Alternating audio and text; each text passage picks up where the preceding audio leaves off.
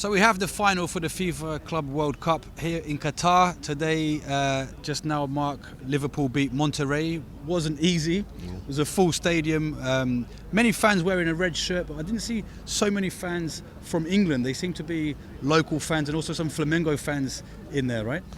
Yeah, it was quite a local fan base, but there are around 20 fans who made the trip from England today, which they went to the Aston Villa game last night, so they watched the Aston Villa game in Birmingham.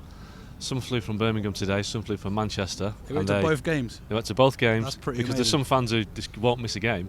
Yeah. And they landed in Doha at around about 3 hours before kick-off, so, they've managed to say, I've been to both games, so it was worth it in the end when Firmino scored. I think he left it late just in case of some late arrivals from England. Yeah, some people were surprised with Klopp's selection.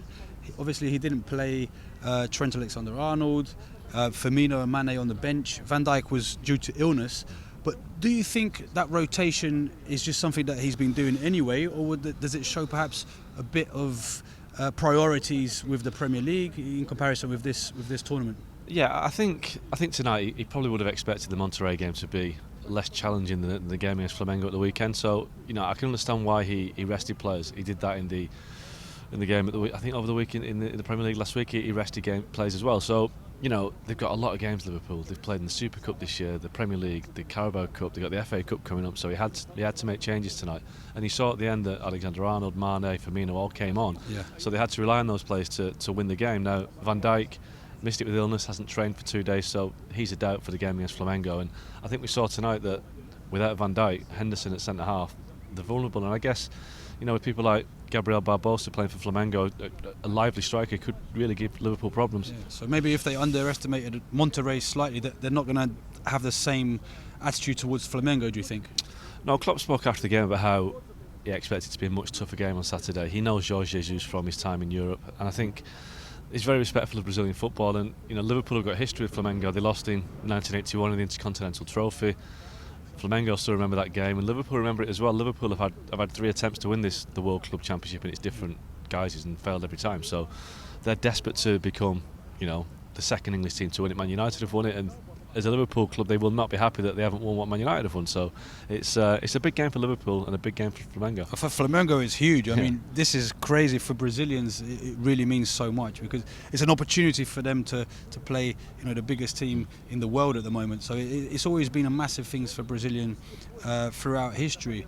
Many Brazilian teams have a tradition of playing this tournament. So we've had, I don't know, about 10,000 Brazilian fans come here to Doha, and I think it will be. For example, if Liverpool win this competition, I can't imagine them going back to Liverpool and having massive celebrations. I mean, and if you see Flamengo, if they went back, they'll be like heroes with the open-top bus and thousands, maybe millions of people in the street, honestly. Well, I mean, I was surprised when I landed at the airport on Monday. There were hundreds of Flamengo fans at the airport. Get to the hotel, hundreds of red and black shirts walking around the hotel. It's like being at a World Cup with Brazil. Yeah. And I mean, Jurgen Klopp even made the point in the press conference that Flamengo fans are celebrating outside the Liverpool hotel last night, so trying to disrupt them. Maybe, yeah. They're obviously here for a party, and Doha isn't really a party place, but I think the Flamengo fans are turning it into one. Yeah, but it's not been easy for Liverpool. What did Klopp say anything about the cup game? And he had to really sacrifice the League Cup to be here. They ended up losing 5-0. Yeah, they took a pragmatic decision. Refer back to, I think in 2000 Manchester United played in Brazil for the original Club World Championship, and they had to come out of the FA Cup, which caused a lot of criticism.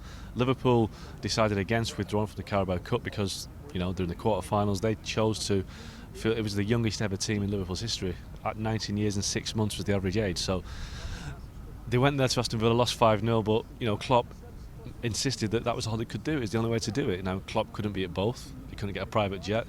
He wanted to be here to prepare for the game. So it's the only cup Liverpool have been out of this season.